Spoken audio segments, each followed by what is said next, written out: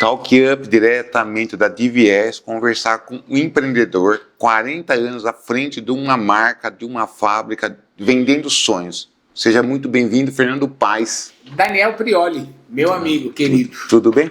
Parabéns pelo seu programa. Muito obrigado. E não deixa de assistir. Que legal. Fernando, conta um pouco a trajetória.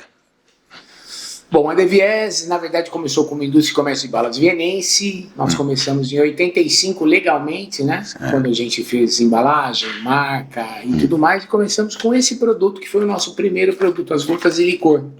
Que são as famosas, né, balinhas que recheiam bombom. E a gente vendia não só para as indústrias de chocolate, principalmente São Paulo, Campinas, algumas do interior. E depois a gente foi preparando mais para o varejo. Né? Meu pai foi um dos primeiros vendedores da Chocolates Garoto. Papai, em 1962, quando meu irmão nasceu, 61, 62, ele já era vendedor da Garoto. Os chocolates vinham de Vitória, Vila Velha, do Espírito Santo, Garoto. E o meu pai tinha uma linha muito grande para vencer, que era desde Jundiaí até próximo de Ribeirão Preto. Nossa. E isso deu muita amplitude. Depois o papai começou com doces da Zula. Então aqui em Jundiaí, só para que o pessoal tenha a memória, né? Supermercado Ferragutti, Supermercado Busato, os Russes, né? Chegaram a ter 18 lojas na nossa região. Nós vendíamos doces da Zula. E nesse meio tempo a DVS foi crescendo, né? Mas ele saiu da Garoto, é isso? Saiu da Garoto. Ele vendia os doces até os últimos tempos da fábrica, porque o nosso negócio era muito pautado em cima do açúcar. O açúcar teve um aumento de 60 centavos para 1,20. Então foi realmente uma época onde muitas indústrias de chocolate, indústrias de doces, elas tiveram problema por causa do aumento da matéria-prima. Entendi. Mas nós compramos essa fábrica das gotinhas de licor em São Paulo, da Chocolates Munique na época, que não queriam mais trabalhar com esse produto, né? Que foi o nosso primeiro produto. Então, aí a minha mãe começou a dar aula de culinária. A mamãe, sendo mineira de Belém, Paraíba, uma cidade de caminho entre Rio de Janeiro e Minas Gerais, e minha mãe começou a dar cursos de culinária. Então as primeiras culinaristas não tinham chefes de cozinha, então as grandes escolas eram só mesmo na França, na Itália. E daí a gente começou a se especializar em algumas coisas. E a gente trabalhando muito forte, de uma maneira artesanal, né? E fazendo as entregas, fazendo o produto, indo para dentro. Acompanhando tudo, né? Acompanhando mão na massa. Acompanhando tudo. E esse é o grande início de qualquer empresário. Aí você começou com uma produção artesanal e permanece artesanal por conta da qualidade, é isso? Ela é, vamos dizer, semi-artesanal, porque a gente já tem um grande número de máquinas que fazem o trabalho, né, e nos ajudam. Parte de embalagem, na parte de rotulagem, que era carimbinho, hoje ficou tudo com sistema, né? Com leitores óticos. Então a parte de datar, a parte de rastreabilidade dos nossos produtos. Colocamos uma engenheira de alimentos que nos dá muita segurança alimentar. Então a gente não só nos nossos fornecedores, de quem a gente compra, mas também dos nossos produtos em termos de shelf life, de garantia do produto. Entendi. E vocês estão hoje no mercado de chocolates. Chocolates. E qual que é o desafio de um mercado de chocolate, do doce? Vamos falar doce. Vamos falar da sobremesa. Vamos falar do que acontece hoje. Principalmente o nosso clima, o tempo, né, o calor, ele é um impeditivo muito grande no consumo de alimentos quentes. Ou seja, quando você fala de mel, quando você fala de chocolate, quando você fala de queijos, a tendência no verão é diminuir o consumo desses produtos e entrar em produtos mais frios, né, no verão. Então, no verão é o tempo do isotônico, é o tempo do refrigerante, da água mineral, da fruta, dos sucos de fruta, sorvetes. Então, você vê a diferença muito grande que existe na questão clima. Quando o clima é frio, é bem indicativo para a gente. Quando o calor chega, diminui, mas o desafio do doce sempre é muito grande. E qual que foi a grande plus para você, assim, não chocolate, assim, desenvolver um mercado? Porque você já tinha, seu pai já tinha a origem, mas assim, é mais ponto final, o consumidor final? Nós temos os dois, nós temos o consumidor final e nós temos o pessoal também que a gente chama de B2B, né, de fábrica para fábrica, que assinam os nossos produtos como para recheio. Essa gotinha de licor, ela continua sendo usada ainda para recheio de bombons, e daí a gente percebeu que usando o mesmo maquinário, alguns livros que a gente trouxe, alguns desenvolvimentos que foram feitos através do meu irmão, que cuida da parte industrial, máquinas, funcionários e tudo mais, e a minha irmã que é no financeiro administrativo. Então a mesma máquina que faz a gota de licor, mas o que a gente começou a fazer é a geleia francesa, que são esses produtos aqui. Esse é o mais tradicional, a geleia francesa de frutas normais, né? Abacaxi, limão, laranja, uva e morango.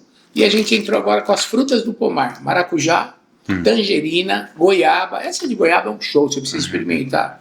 E assim, parceiros como agora o Calimera, o Monte Serra, os postos da Grau, algumas padarias de São Paulo com renome como Laville. Enfim, a gente está entrando num segmento onde você tem o B2C, né, a venda fábrica para o consumidor final, e o B2B, que são as fábrica para fábrica. Então a geleia francesa também entra com alguns produtos como recheio. Ah, legal. Viu? E o chocolate, ele perde um pouco a venda no calor, e mais a geleia continua, não? Do pomar? É refrescante, por exemplo? Ela continua porque, assim, a geleia francesa é uma, vamos dizer, é uma iguaria muito gostosa de ser saboreada em qualquer época do ano.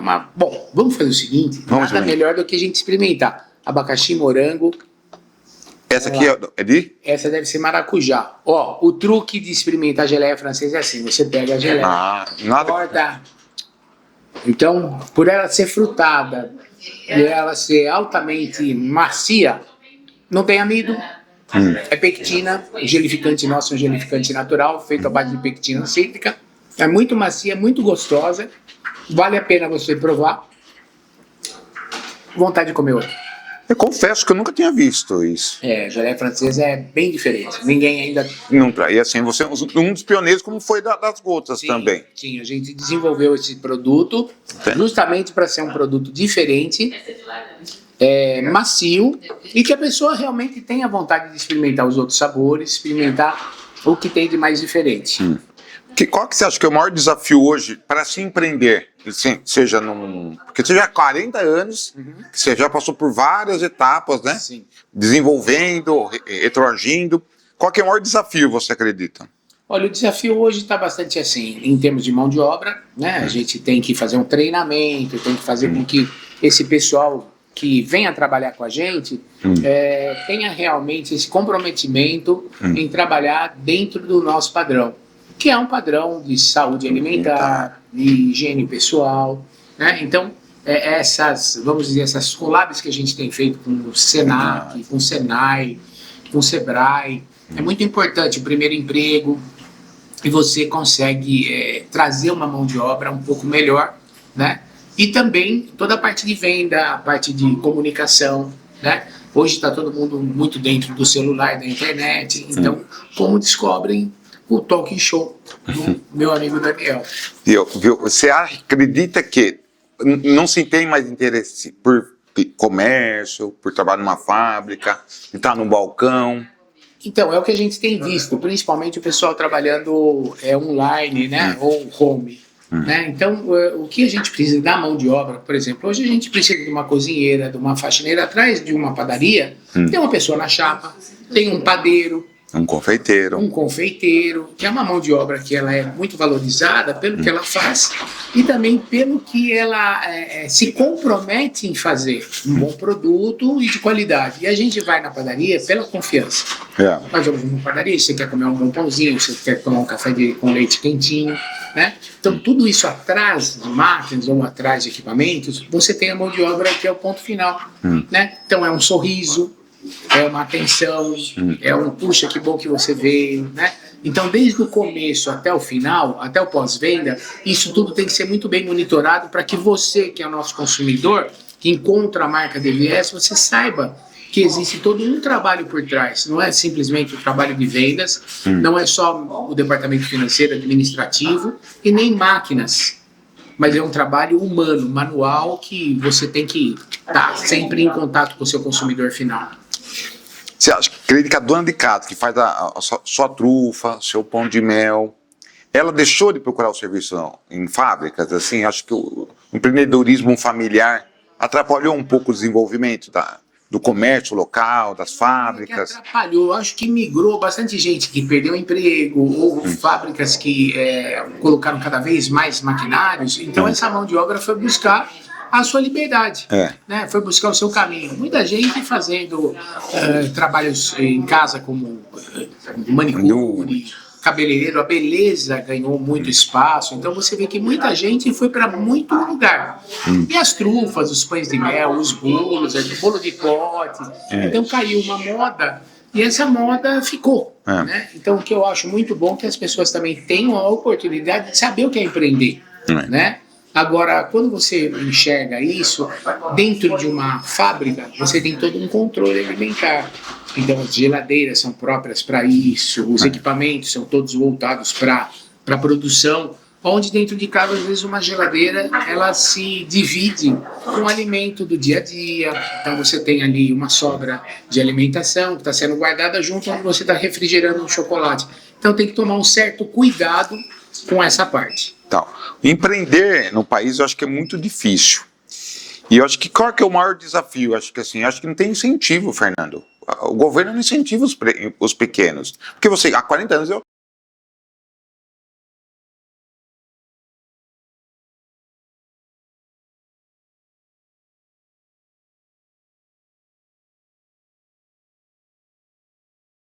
justamente nessa época agora, a época de impostos, onde as taxações virão de uma maneira mais radical em cima de quem é um empreendedor, quem é uma fábrica. Isso realmente prejudica a gente bastante pelos impostos.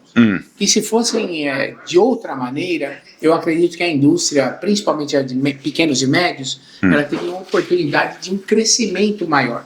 A gente teria condições de investimentos, a gente teria condições de um treinamento mais eficaz dentro da empresa. Isso realmente nos prejudica. Então, eu acho que realmente os nossos próximos dirigentes da nação, não só no âmbito municipal, estadual e federal, precisariam tomar um olhar com mais carinho para quem é industrial, para um pequeno e médio, né? Para quem está começando uma ação, quem está começando algum próprio MEI. A legislação do MEI mudou no meio do caminho. Então, tem certas coisas que prejudicam bastante. Fernando, e você acredita que formando profissionais, pegando lá, incentivando as crianças na escola, vou empreender, economia, dá valor a isso? Acho que você consegue transformar uma nação assim? Eu acredito que sim. Eu acho que a educação é a base de tudo. Né? Depois eu fiz gastronomia. Você não parou, né? Não parou. Verdade, eu não parei. Eu estou com 62 anos e novo ainda. Eu fiz educação física primeiro. Trabalhei com criança há muito tempo em acampamento educacional de férias. Alguns dos melhores do Brasil, como Paiol Grande, Sítio do Carroção, enfim. Depois eu fui para a gastronomia. E depois da gastronomia, 40 anos atrás, a gastronomia não era nada. Existiam poucos chefes em São Paulo, o chefe Sérgio Arno, algumas pessoas da Federação Italiana de Chefes, como Bruno Stipe, o próprio seu Roberto Stipe, que era o dono da cantina Você Que Sabe, ele foi o primeiro a fazer um programa chamado Pilotando o Fogão. Então foi quando abriu, principalmente os homens na cozinha, né? Os homens começaram a fazer receitas e coisa e tal. E depois eu fui fazer saneamento básico.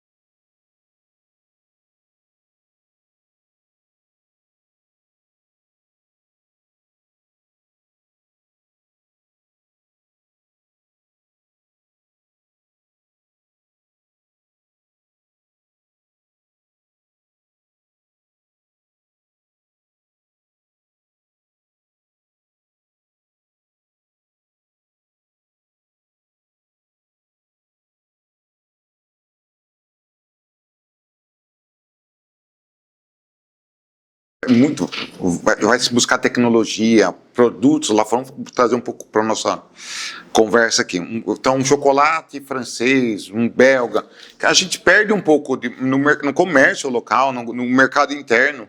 Qual que é o seu... Porque assim, a tecnologia está aí para todos, né? Sim. O que você faz aqui, uma grande indústria de chocolate faz também, né? Faz também. Eu faço de uma maneira menor em termos de potencial de produção, mas eu tenho um controle mais efetivo no que eu faço. Então, graças a Deus, as pessoas que nos ajudam, né?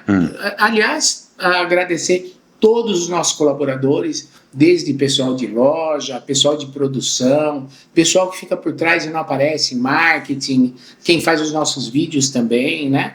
Porque essa parte de sistema, hoje está todo mundo dentro de sistema, comprando online, mas o produto final, que é a hora que você vai saborear um chocolate, você tem que saber muito bem que você está fazendo o melhor, né? Então é isso que a gente tem a agradecer, os nossos colaboradores, também os nossos fornecedores e principalmente os nossos clientes. É que deles é que vem o nosso ganha-pão. A sua mãe lá atrás, quando começou com um livrinho de receita, à mão.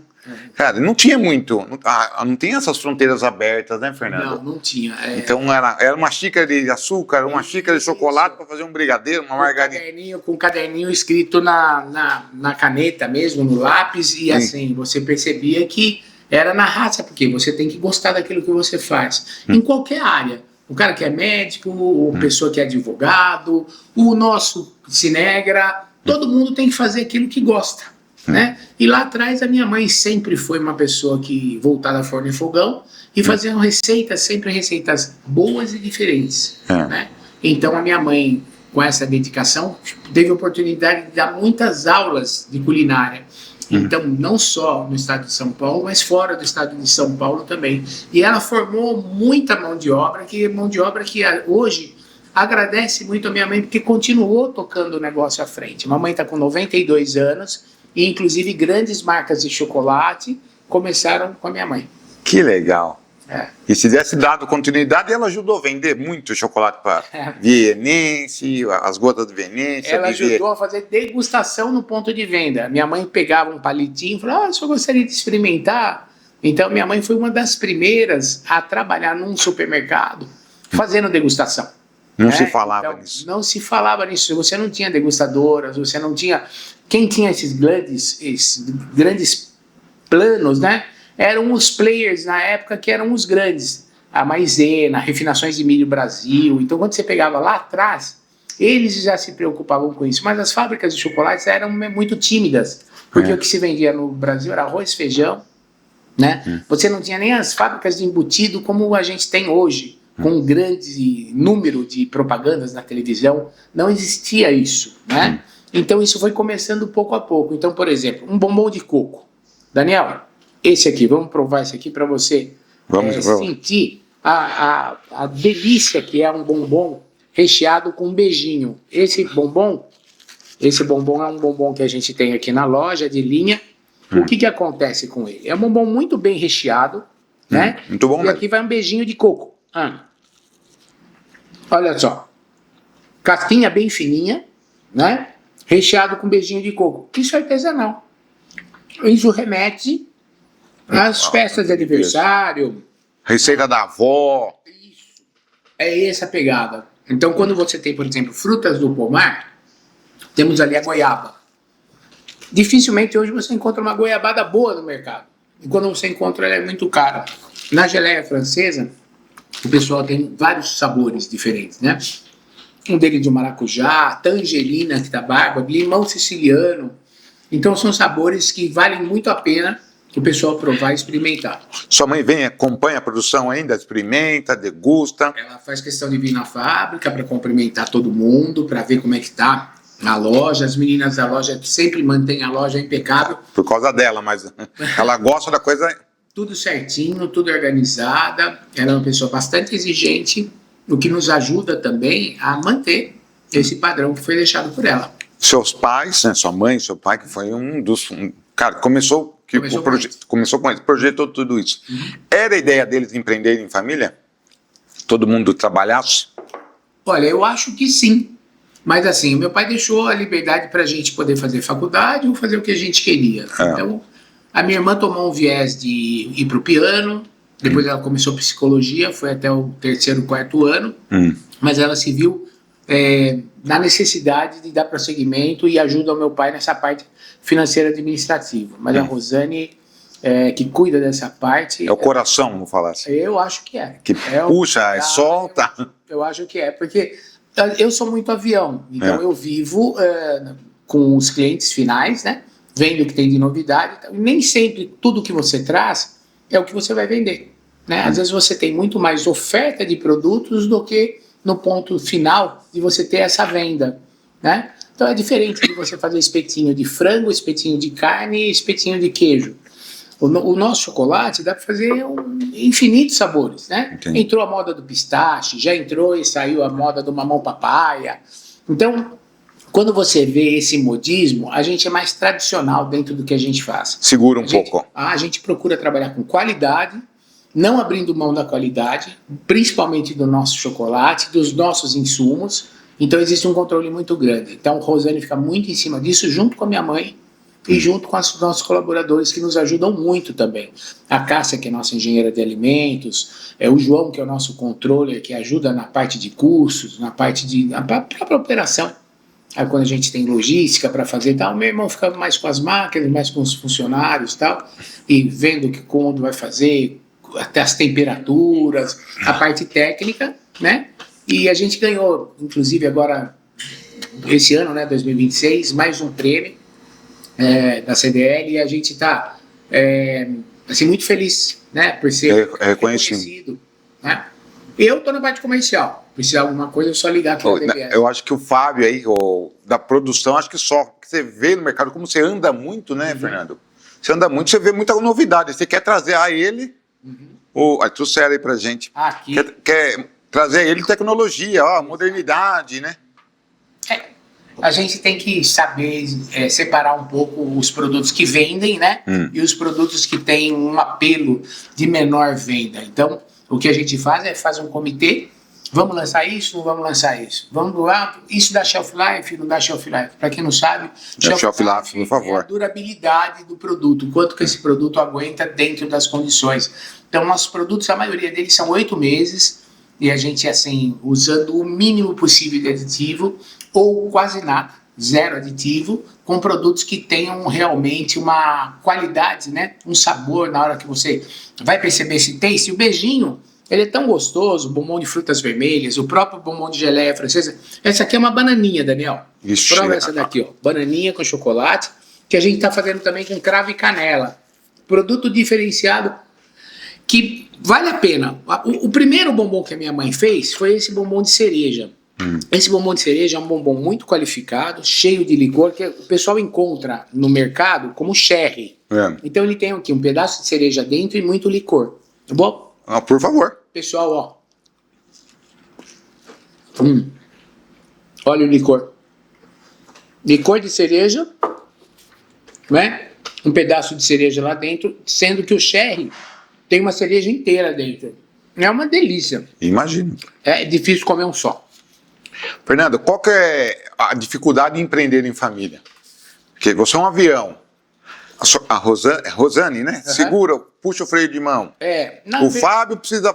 Não tem, eu tenho que realocar as máquinas, os equipamentos aqui. Na verdade, eu acho que os problemas familiares são como toda a família, né? São problemas de saúde, são problemas de tempo. A gente hoje dedica muito tempo à fábrica, então constantemente eu tenho que dar manutenção no prédio, então manutenção predial, chuva, vento, problemas elétricos, problemas hidráulicos. Você tem que ir resolvendo. Isso também fica mais pro meu cargo, né? Eu consigo desempenhar um pouquinho melhor essa parte. Mas a ajuda de um e de todos, né? Ela é muito importante. Então a gente tem que falar a mesma língua, né? Então eu e meus irmãos, a gente procura harmonizar nessa parte para que um ajude o outro, podendo assim também ter um pouquinho de qualidade de vida, o que está sendo bastante difícil também. O empresário no Brasil tem sofrido bastante. De A a Z, nem vou falar que toda a cadeia alimentar, quando você fala de carnes, quando você fala de laticínio, quando você fala de panificação, chocolate, sorvete, você sempre tem os gestores, né, que estão 100% preocupados com essa cadeia alimentar. E onde você vai buscar inspiração, assim, para lançar produtos? Sei que você está frequentemente lançando produtos, né? Boa pergunta. Olha, primeiro lugar, né, acima de tudo na vida da gente, eu acho que é Deus dirigindo a vida da gente, guardando a gente pelas estradas, guardando as meninas aqui na loja, guardando a vida dos nossos colaboradores, que pra gente também é muito importante que eles também tenham uma qualidade de vida legal. Né? Então a gente se preocupa com tudo isso e além da gente orar, é a gente poder enxergar a necessidade do mercado, onde você tem a oportunidade de colocar o seu produto de uma maneira diferenciada e onde valorizam também o nosso produto. Porque existe muito a questão de falar assim, você quer mais um, eu vou colocar só geleia na minha loja. Eu ouço muito isso. Cada 30 visitas eu recebo 3 sims e 27 nãos. Né? Então isso é normal para um vendedor, a gente fica chateado, mas recomeçar sempre é importante. Essa é uma coisa que eu deixo para quem está querendo empreender ou quem está querendo fazer um negócio em casa. Toda caminhada começa com o primeiro passo. É levantar cedo e botar o pé na estrada, a cabeça num novo negócio e empreender. Eu sei que você tem que estar sempre no mercado aí, né? Você está correndo, olhando, ouvindo, que eu acho que é muito legal isso, ouvir os seus clientes, seja ele no meio da cadeia ou no final da cadeia, né? Sim. Do circuito, para melhorar. E eu acho que um diferencial de vocês seriam esses, né, Fernando? A gente já pensamos em ampliar um pouco mais, ou ter uma loja mais bem posicionada, né? Porque eu acho que falta pra gente estacionamento, falta pra gente um pouco mais de conforto para o consumidor. Mas como a gente tem a loja de fábrica, nós temos... Aonde estamos conversando, né? Sim, na Fiore Delanina, número 70, bem próximo aqui à Rua dos Bandeirantes.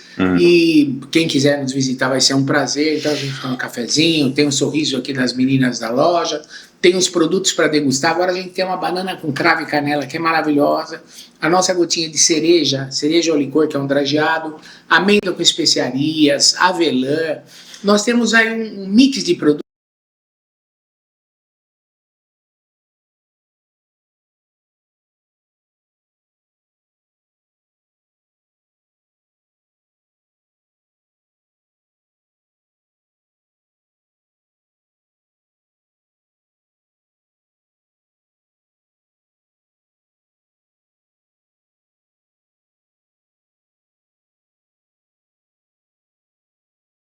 Você tocou no ponto muito bom. Você não terceiriza, não faz marca própria. Faço. Tem pessoas que querem marca própria, sim. Inclusive, estamos com uma negociação grande no Paraná, que ele quer uma trufa com o nome dele. Então, a gente está... E é assim, o pessoal acaba encontrando o nosso produto. Em Goiás tem uma loja que trabalha exclusivamente com os nossos produtos, né? Nós temos alguns pontos em São Paulo, que também é através de um distribuidor nosso na Barra Funda. A Devies by Melfi, é o Marcelo Melfi em São Paulo, que faz a distribuição nos pontos de venda com uma visibilidade maior, como Varanda, Empório Santa Luzia. Então tem alguns lugares em São Paulo que quando o pessoal acha o produto, o poder de recompra é muito grande, tanto do copinho de amarula, quanto do sherry, quanto das geleias francesas. Fernando, vou agradecer o bate-papo. Certo do que vai vir novidades, a gente vai ter que voltar a conversar. E eu gostaria que você falasse as palavras finais aí para conhecer a loja, convidasse as pessoas. Você já fez o convite, né? E para aguardar novidades, porque a pessoa que vem aqui uma vez tem que voltar sempre para acompanhar sempre tem uma coisa nova, acompanhe os nossos stories aí. Olha, essa é uma caixa de sherry, muito obrigado. Essa é a caixa de sherry presente. Aqui vem 6 bombons sherry, inclusive hoje eu vou presentear uma das caixas lá do Calimera, que foi a ganhadora. A gente tem muito incentivo também, viu? Para as pessoas que trabalham com a gente, a ganhadora lá do Calimera, da Rua do Retiro, vendeu uma quantidade de sherries no caixa dela absurdo. Por quê? Ela é consumidora, eu acho, né? Ela experimentou, gostou. Mas ela indica também, falou, experimente esse produto que vale a pena, né? Mas a minha palavra primeiro, agradecer vocês, de vocês terem vindo visitar e gravar o programa aqui. convidar o pessoal que vem aqui na Fiori Delanina número 70 ou entre em contato com a gente através do nosso telefone, através de e-mail, através dos nossos mídias sociais aí. E eu queria não só agradecer o meu pessoal, produção e tudo mais, mas para você principalmente que gosta de degustar um produto diferenciado. DVS sempre com você, sabor, chocolate com sabor de felicidade. Obrigadão, Fernando. Abraço, sucesso para vocês.